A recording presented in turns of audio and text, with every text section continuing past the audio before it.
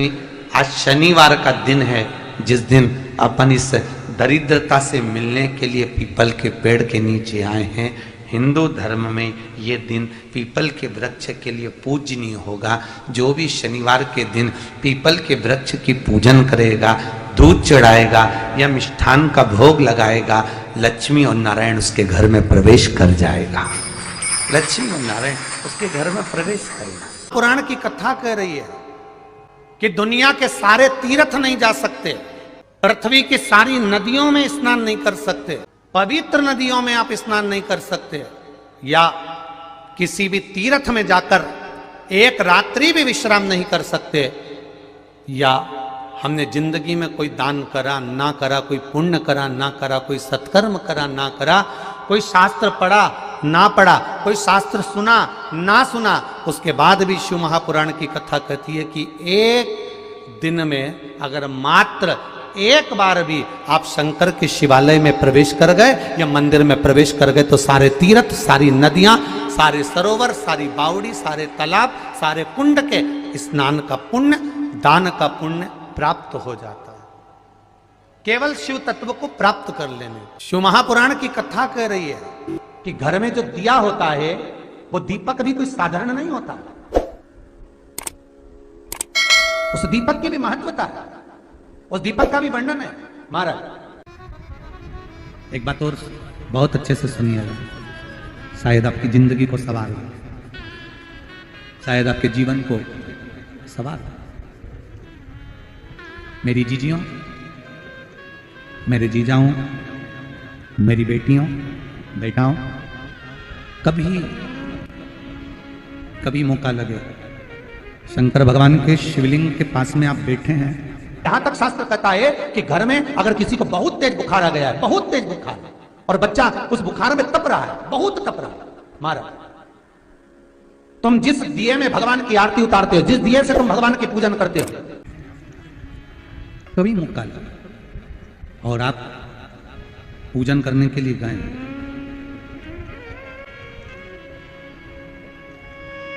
कभी पूजन करने के लिए, और आपको शंकर भगवान के शिवलिंग के पास में या शंकर भगवान के शिवलिंग के ऊपर कनेर का अगर पीला फूल देखा है ना आप लोगों ने, अरे बोलो तो जम के, देखा है?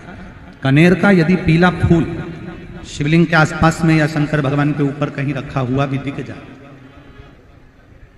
विषम परिस्थिति हो, बहुत हिम्मत ना हारते हो, तभी भगवान अकेले में एकांत में आप पहुंचे उनके पूजन के लिए, कनेर का पुष्प वहां रखा है, चाहे वो जलाधारी पर रखा हो, चाहे वो शिवलिंग के पास में रखा हो, शिवलिंग पर रखा हो, उस कनेर के पुष्प को अगर आप 5 जगह का स्पर्श कराकर अपने हृदय की बात कहकर वापिस महादेव को समर्पित कर देते हो तो भी मेरा महादेव तुम्हारे दुख का निवारण कर देगा। अब वो 5 स्थान, वो 5 स्थान, पहला गणेश जी, गणेश जी का जो स्थान होता है वह जगह, दूसरा षडानंद कार्तिक, तीसरा अशोक सुंदरी वाला स्थान, चौथा जलाधारी जो ऊपर से बूंद बूंद जल नीचे गिरा रही है, जया, विषहरा, शामली बारी, दौतली, देव, शंकर जी की 5 बेटियों का, और 5वें नंबर का है शंकर भगवान के, जो कैसे वर्णन किया जाए, त्रिशूल के 3 भाग होते हैं। करें दर्शन आप लोगों ने, ये से सामने त्रिशूल लगा है, इस त्रिशूल के ऊपर देखेंगे तो 3 भाग दिख रहे हैं, नजर आ रहे हैं सबको?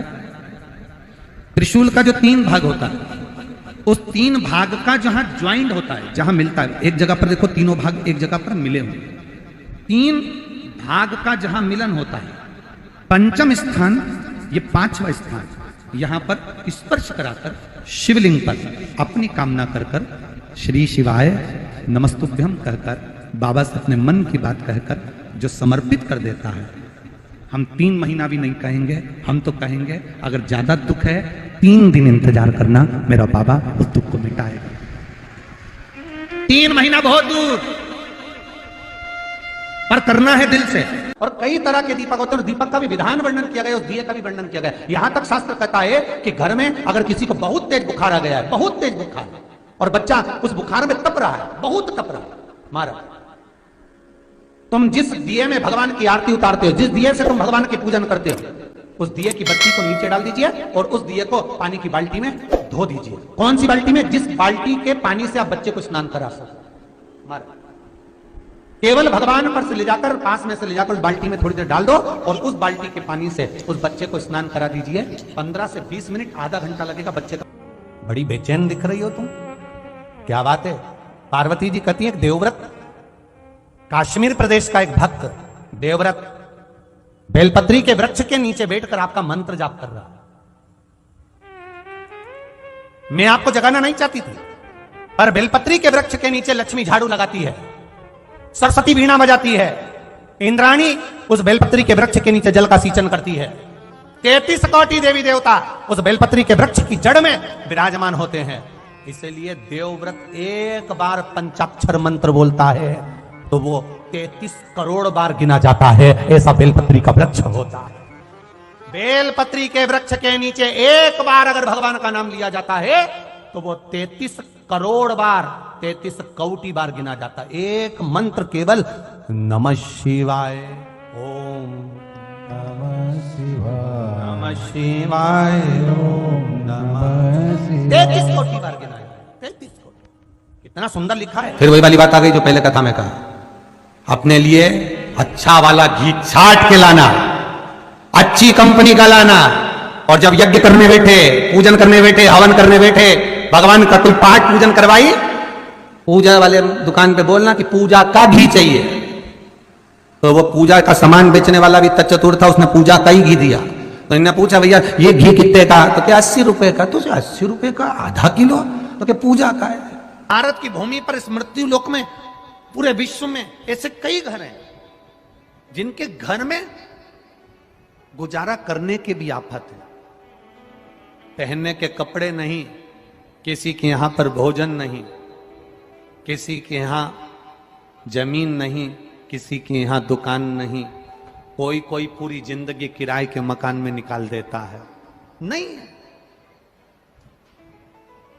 मेरा एक निवेदन है, इस कथा को जितने छत्रपति संभाजी नगर के श्रोता भाई बहन श्रवण कर रहे हैं उनसे निवेदन करूंगा, आप हाथ का ठेला लगा रहे हो, सब्जी का ठेला लगा रहे हो, फल का ठेला लगा रहे हो, धक्के की जिंदगी जी रहे हो, दरवाजे पर बैठे हो, कहीं ना कहीं तुम दास्य भाव की जिंदगी जी रहे हो, तकलीफ में जिंदगी जी रहे हो, बहुत दुख की जिंदगी जी रहे हो, बहुत कष्ट की जिंदगी जी रहे हो, उनसे केवल निवेदन करूंगा, 3 महीने 2 जगह पर जल चढ़ाना प्रारंभ कर दीजिए, केवल 3 महीने। एक शंकर भगवान के शिवलिंग पर, दूसरा बेलपत्री के पेड़ के नीचे, 2 जगह पर जल चढ़ाना 3 महीने लगातार चालू कर दो, बाबा तुम्हारा हाथ पकड़कर तुम्हें उन्नति की सीढ़ी पर चढ़ा देगा। हमें कोई चमत्कार करना नहीं आता, और ना हम कोई तंत्र विद्या या मंत्र विद्या जानते हैं, ना हमारे पास में बेल है, ना हमारे पास में भभूति है, हमारे पास में तो केवल शिव का नाम है। आप श्री शिवाय नमस्तुभ्यम बोलो, ओम नमः शिवाय बोलो, नमः शिवाय बोलो, चाहे महामृत्युंजय मंत्र बोलो, उसका स्मरण करते करते भगवान शंकर के शिवलिंग पर जल, और उसी पात्र में जो जल तुमने शंकर जी को चढ़ाया है उसमें से बचा हुआ थोड़ा सा जल बेलपत्री के पेड़ के नीचे चढ़ाना प्रारंभ कर दो। अलग से बेलपत्री के पेड़ के नीचे चढ़ाने के लिए अलग से लोटा भर के जल जरूरत नहीं पड़ेगी। जो तुमने शिव जी को जल चढ़ाया, जो तुमने देवाधिदेव महादेव को जल चढ़ाया, बस उसी पात्र का जल शंकर जी को चढ़ाओ, उसमें से बचा हुआ थोड़ा सा जल बेलपत्री के वृक्ष के नीचे चढ़ाना प्रारंभ करना। कौन सा बेलपत्री का वृक्ष? जिसकी छाया आपके ऊपर आ रही हो। शिव महापुराण बड़ी सुंदर बात कहता है, ध्यान दीजिएगा। जिस बेलपत्री का पौधा तुम्हारे सिर का, और ये दोनों हाथ ऊपर कर लो, अपन खड़े हुए और खड़े होकर दोनों हाथ ऊपर करे, इतना बड़ा बेलपत्री का पौधा है, उस बेलपत्री के पौधे की पत्ती को कभी तोड़कर शंकर जी को नहीं चढ़ाना चाहिए। ध्यान रखना, कितना बड़ा पौधा। आप खड़े हो जाओ और खड़े होने के बाद आपका हाथ ऊंचा कर लेना। इतना बड़ा पौधा है, उस पौधे की पत्ती बेलपत्री को तोड़कर शंकर भगवान को कभी नहीं चढ़ाना। शंकर भगवान को उस बेलपत्री को, उस वृक्ष की पत्ती को तोड़ना चाहिए जो वृक्ष तुम्हारे हाथ से थोड़ा सा ऊंचा हो, जिसके लिए तुम्हें हाथ और ऊंचा करना पड़ रहा हो। जैसे एक बच्चा अपनी मां की गोद में बैठने के लिए दोनों हाथों से उचकता है, आवाज लगाता है, उचकता है, आवाज लगाता है, हाथ ऊपर करता है, तो मां उस बच्चे को गोदी में ले लेती है। उसी तरह उस बेलपत्री के वृक्ष की पत्ती तोड़ना चाहिए जिसने थोड़ी उन्नति कर ली हो, जो थोड़ा ऊंचा हो गया हो। तुम उसको पाने का प्रयास करो तो भगवान भी तुम्हें अपनी गोदी में ले ले। ऐसे वृक्ष की पत्ती तोड़। अब तुम छोटा सा पौधा, बिल्कुल जरा सा पौधा, उसी की पत्ती तोड़कर महादेव को चढ़ाओगे, ये श्रेष्ठता नहीं। यदि बेलपत्री का पेड़ आपके यहाँ है और मान लो कई लोग बेलपत्री गमले में लगाते हैं या छत के ऊपर लगा देते हैं, बेलपत्री का वृक्ष जो होना चाहिए वो घर के ठीक पीछे के भाग में, पीछे के भाग। या बेलपत्री का वृक्ष अगर पीछे नहीं है तो आप अपने घर से जब बाहर निकलते हैं तो राइट हैंड की ओर बेलपत्री का वृक्ष होना चाहिए। आप जब घर से प्रवेश कर रहे हैं, बाहर की ओर निकल, वो सुख का अनुभव करा। यदि घर से निकलते समय बेलपत्री का पेड़ लेफ्ट में अगर आता है, आप जिस घर से निकल रहे हो लेफ्ट में अगर बेलपत्री का पेड़ आता है तो आप 1 रुपए कमाएंगे, 1.25 रुपए खर्च होगा, पैसा हाथ में टिकेगा नहीं। घर में 10 लोग भी कमा रहे हैं तो पैसा घर में दिखेगा नहीं, आएगा जरूर, सारे काम होंगे पर टिकेगा नहीं। यदि लेफ्ट में, राइट भाग का बेलपत्री सुख का अनुभव। बेलपत्री का वृक्ष घर में लगाओ तो घर के पीछे के हिस्से में लगाना चाहिए, और ऐसी जगह नहीं लगाना कि जहां पर बेलपत्र में गंदा पानी जाए या कोई गंदी वस्तु उसके नीचे पड़े। 33 करोड़ देवी देवता बेलपत्री के पेड़ के नीचे सोमवार के दिन, कोई रविवार के दिन, कोई मंगलवार, कोई बुधवार, कोई गुरुवार, कोई शुक्रवार, कोई शनिवार के दिन बेलपत्री के नीचे आकर 33 करोड़ देवी देवता हो तप करते हैं, साधना करते हैं। बेलपत्री के पेड़ का बड़ा प्रमाण है। एक बेलपत्री ऐसी होती है जो कि शंकर पर अगर चढ़ी हुई है तो वापिस उतार कर धोकर फिर शिव को चढ़ा सकते।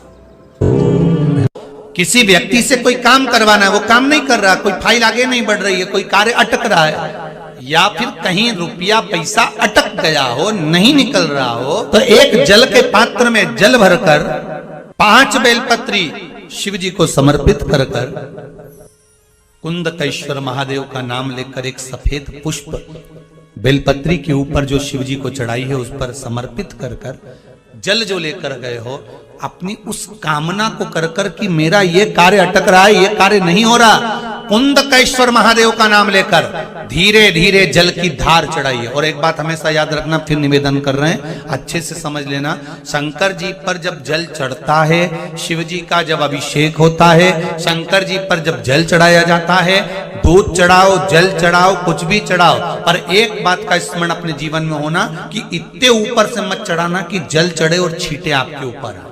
बहुत ध्यान दीजिएगा। हाँ, तो यहां तक वर्णन करा गया है कि शंकर जी का जल चढ़ा हुआ जहां से बहकर जाता है ना, उसको लांगा तक नहीं जाता। यहाँ लांगते हैं क्या? नहीं ना, परिक्रमा भी करेंगे तो वहीं से लौट कर वापिस इधर जाएंगे। शिव जी का जहां से जल बहकर जा रहा हो, चढ़ा हुआ जल जहां से बहकर जा रहा हो, उसको लांगा तक नहीं जाता। और कई लोग बड़े बड़े आनंद में शंकर जी पे इतनी ऊपर से जल चढ़ाएंगे तो वो छींटे पूरे अपने ऊपर आना चाहिए, शरीर पर आना चाहिए। नहीं नहीं, उसका दोष है हमारा, उसका दोष है।